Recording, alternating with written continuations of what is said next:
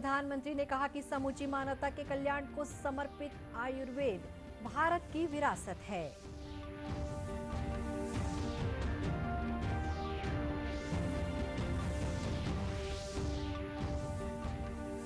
मुख्यमंत्री ने video conferencing के माध्यम से राजनांदगांव जिले के करीब 17,000 चिटफंड निवेशकों को 7 करोड़ रुपए से अधिक की राशि अंतरित की।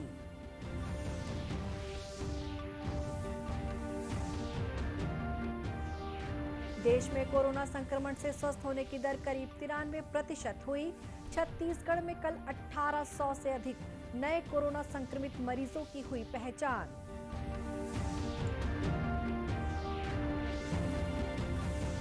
और प्रदेश सहित देश भर में आज पारंपरिक उत्साह के साथ मनाया जा रहा है धनतेरस का त्योहार। बाजारों में लौटी रौनक।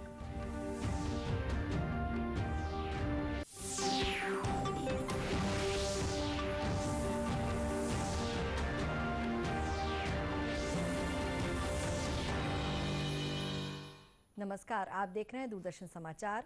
मैं हूं शुभ्रा भट्टाचार्य। अब समाचार विस्तार से। प्रधानमंत्री नरेंद्र मोदी ने आज कहा कि समूची मानवता के कल्याण को समर्पित आयुर्वेद भारत की विरासत है। 2 अत्याधुनिक आयुर्वेदिक संस्थानों का वीडियो कॉन्फ्रेंसिंग के जरिए लोकार्पण करते हुए श्री मोदी ने कहा कि प्रत्येक भारतीय के लिए ये बात बड़े प्रसन्नता की है कि हमारे परंपरागत ज्ञान को अब विदेशों में भी अपनाया जाने लगा है। प्रधानमंत्री ने कहा कि आधुनिक आवश्यकताओं के अनुसार इस ज्ञान का विकास और उपयोग करने की दरकार है। से एक स्थापित सत्य रहा है कि भारत के पास आरोग्य से जुड़ी कितनी बड़ी विरासत है, लेकिन ये भी उतना ही सही है कि ये ज्ञान ज्यादातर किताबों में, शास्त्रों में रहा है और थोड़ा बहुत दादी नानी के नुस्खों में रहा है। इस ज्ञान को आधुनिक आवश्यकताओं के अनुसार विकसित किया जाना ये बहुत आवश्यक है। इसलिए देश में अब पहली बार हमारे पुरातन चिकित्सा वाला ज्ञान जो है, उस ज्ञान विज्ञान को 21वीं सदी के आधुनिक विज्ञान से मिली जानकारी के साथ भी उसको जोड़ा जा रहा है, इंटीग्रेट किया जा रहा है, नई रिसर्च की जा रही है। इधर छत्तीसगढ़ में भी आज राष्ट्रीय आयुर्वेद दिवस मनाया जा रहा है। इस अवसर पर प्रदेश के शासकीय आयुर्वेद अस्पतालों में विभिन्न कार्यक्रमों का आयोजन किया जा रहा है।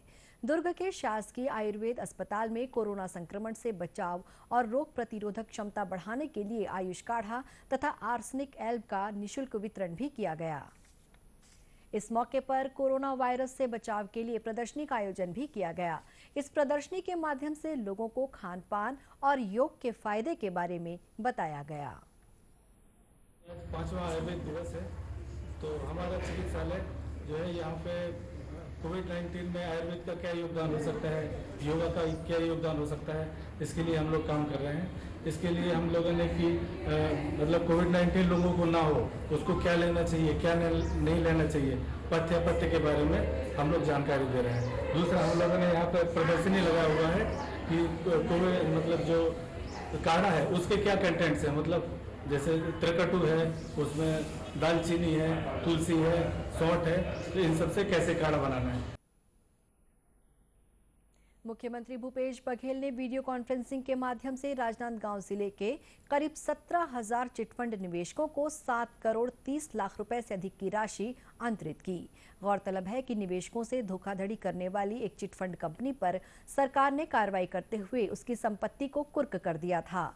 मुख्यमंत्री ने इसी राशि से इस कंपनी में निवेश करने वाले लोगों को 7 करोड़ रुपए से अधिक की राशि लौटाई है।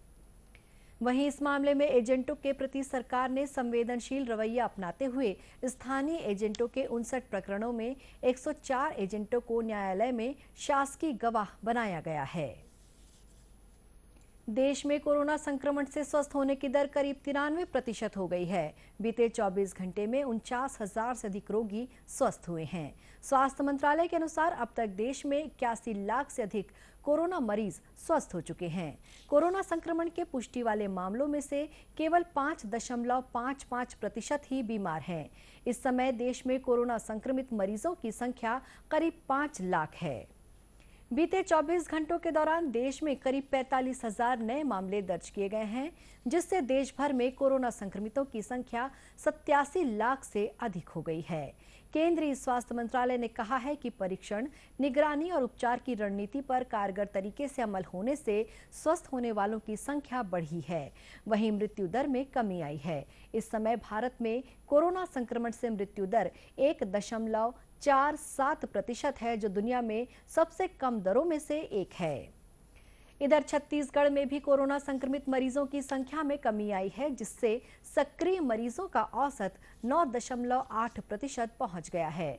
वर्तमान में प्रदेश में 20,000 से अधिक कोरोना संक्रमित मरीजों का इलाज किया जा रहा है। इस बीच राज्य में कल कोरोना संक्रमण के 1800 से अधिक नए मामले सामने आए हैं। इनमें रायपुर के 155 नए कोरोना पॉजिटिव भी शामिल हैं। वहीं कल राजधानी रायपुर में एक मौत सहित प्रदेश भर में 20 मौतें हुई हैं। खबरों का सिलसिला आगे भी जारी रहेगा। फिलहाल वक्त है एक छोटे से ब्रेक का।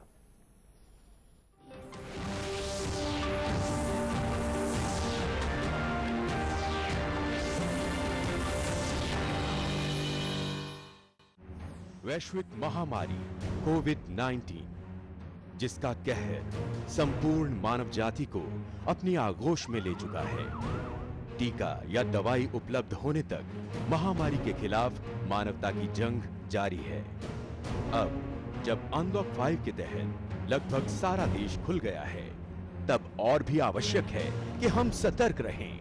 ऐसे में सबसे जरूरी है समझदारी और बचाव।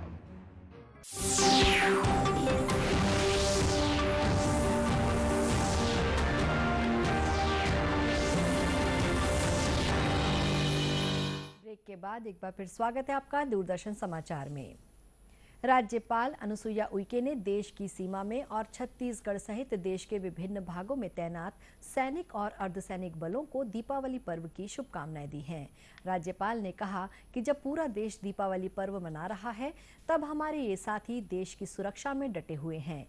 इनकी बदौलत ही आज हम अपना त्योहार शांतिपूर्वक मना रहे हैं। राज्यपाल ने कहा कि सैनिकों और उनके परिवार का योगदान अमूल्य है।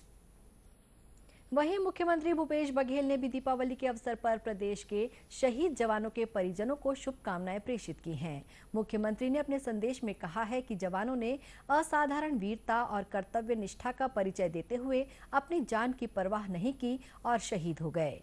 इधर गृह मंत्री ताम्रध्वज साहू ने आज दुर्ग जिले के भिलाई में शहीद परिवार से भेंट कर दीपावली त्योहार की बधाई और शुभकामनाएं दी।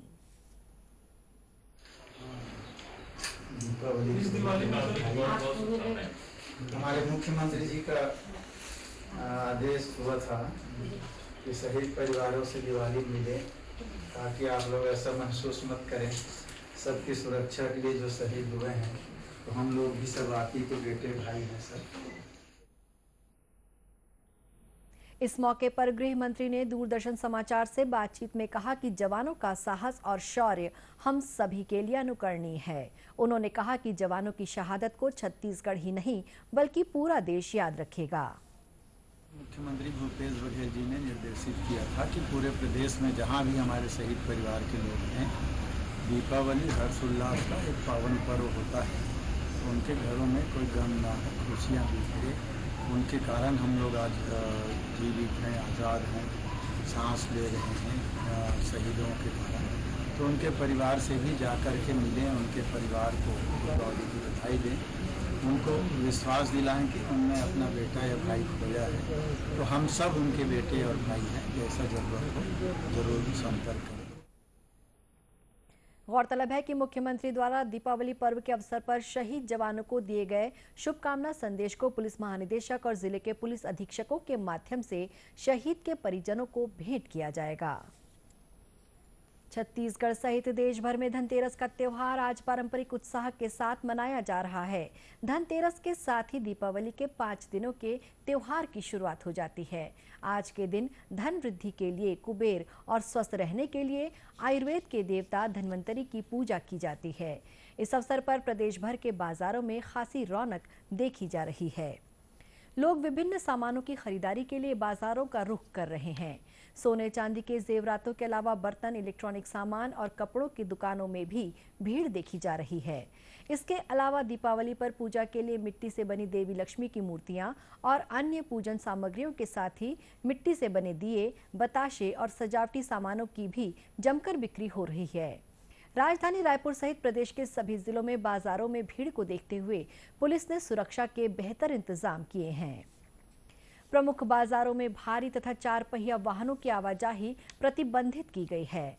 इधर दीपावली पर्व के अवसर पर लोगों ने अपने घरों और संस्थानों को बिजली की रंग बिरंगी झालरों से सजाया है। छत्तीसगढ़ी परंपराओं में लोकगीतों का प्रमुख स्थान है। इन लोकगीतों में छत्तीसगढ़ी संस्कृति की स्पष्ट झलक देखने को मिलती है। इन लोकगीतों की समृद्ध परंपरा में भोजली, गौरा, सुआ और जसगीत जैसे त्योहारों में गाए जाने वाले लोकगीतों के साथ कर्मा, ददरिया, बांस और पंडवानी जैसे सदाबहार लोकगीत भी शामिल हैं। इन गीतों में राज्य के सामाजिक जीवन और परंपराओं को भी परखा जा सकता है। ऐसे ही जीवन रस से ओतप्रोत छत्तीसगढ़ी लोकगीत है सुआ, जिसे वाचिक परंपरा के रूप में सदियों से पीढ़ी दर पीढ़ी महिलाएं गाती रही हैं। दरअसल सुआ नृत्य छत्तीसगढ़ की महिलाओं का समूह नृत्य है, जिसमें नारी मन की भावना और उनके सुख दुख की अभिव्यक्ति देखने को मिलती है। इस नृत्य का आरंभ दशहरा से शुरू होकर भाई दूज तक चलता है। इस वृत्ताकार नृत्य में एक लड़की जो सुग्गी कहलाती है, धान से भरी टोकरी में सुग्गा रखती है। टोकरी में रखे सुए को हरे रंग के नए कपड़े और धान की 9 मंजरियों से सजाया जाता है। सुग्गी को घेर कर स्त्रियां ताली बजाकर नाचती और गाती हैं।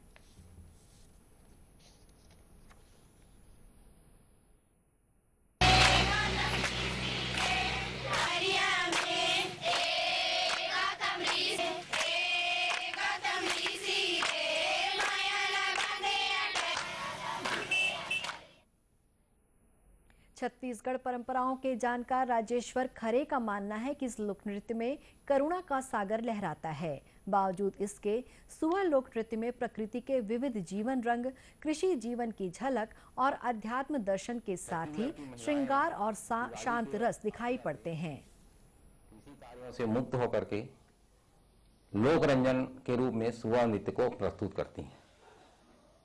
सुआ नृत्य में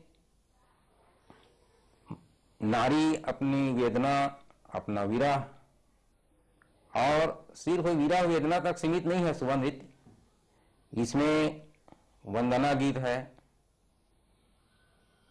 फिर अपना विरह गीत है, श्रृंगार गीत है और प्रकृति से संबंधित गीत है। सामाजिक संदेश वाले जो गीत हैं, ये सब महिलाएं जो है प्रस्तुत करती हैं। महिलाएं सुआ गीत के माध्यम से तमाम सामाजिक सरोकार से संबंधित जो गीत। श्री खरे का मानना है कि ये गीत उतने ही प्राचीन हैं जितनी मन में व्याप्त भावनाएं। अंत में मुख्य समाचार एक बार फिर। समूची मानवता के कल्याण को समर्पित आयुर्वेद भारत की विरासत है।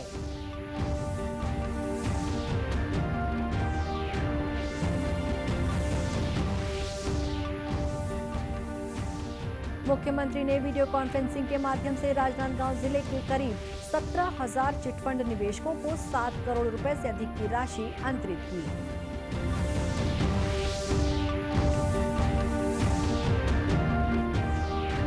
देश में कोरोना संक्रमण से स्वस्थ होने की दर करीब 93% हुई।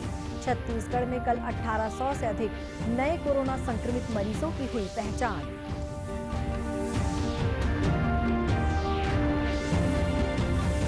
और प्रदेश सहित देश भर में आज पारंपरिक उत्साह के साथ मनाया जा रहा है धनतेरस का त्योहार। बाजारों में लौटी रौनक। कोरोना से बचाव के लिए मास्क, सैनिटाइजर के साथ ही सोशल डिस्टेंसिंग का भी पालन करें। कोरोना को हराना है, मास्क जरूर लगाना है। इसी के साथ ये समाचार बुलेटिन समाप्त हुआ। नमस्कार।